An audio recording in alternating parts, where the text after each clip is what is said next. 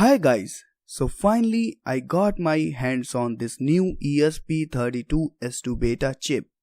So today we will talk about this new ESP board. So without wasting any more further time, let's do this.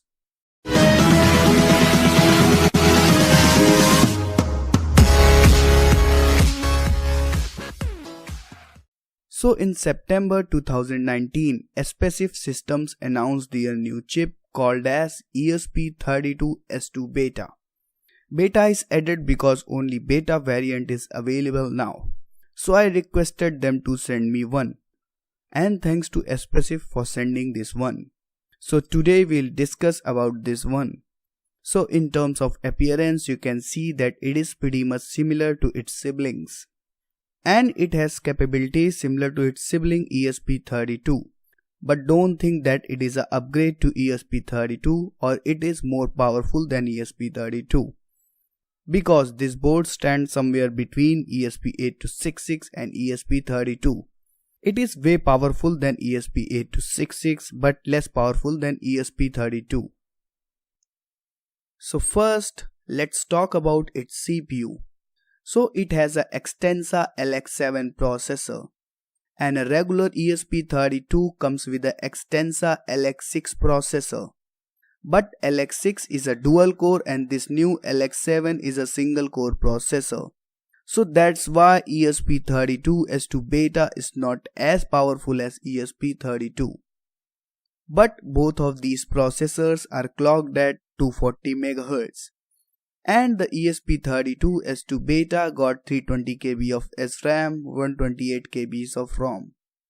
But on the other side, ESP32 got 520 KB of SRAM and 448 KB of ROM. So a little downgrade here. And then ESP32 beta got 16 KB of RTC memory and it can support 1 GB of external flash and SRAM. So quite a relief here. And in terms of connectivity, ESP32 beta is pretty much same as ESP32, except it lacks Bluetooth connectivity, but it does support measurement of time of flight of Wi-Fi packets. Now let's talk about GPIOs. So it has a 43 programmable GPIOs, in which of them 14 supports capacitive touch sensing. And this board can support SPI, I2C, I2S, UART, ADC, DAC and PWM capabilities. And it can also support 8 or 16 or 24-bit parallel LCD displays. And we can add a camera sensor of 8 16-bit DVP image sensor clocked up to 40 MHz to this board. And this board comes with a full USB OTG support. And there's a new step for espressif. So heads off to espressif. And when it comes to security, then this board nailed it. It supports RSA trusted application and AES-256 based file encryption and digital signature peripheral for secure storage of private keys and generation of RSA signatures. And it is a low power consumption board as well. And now the last thing is IDE support. So right now this board is in beta version, so it only supports ESP IDE, not Arduino IDE or other IDEs. So I have to install ESP IDE to test it, and that's another topic for another day.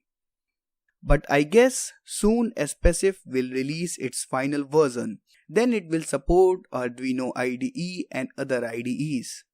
And maybe final board will come with few more changes.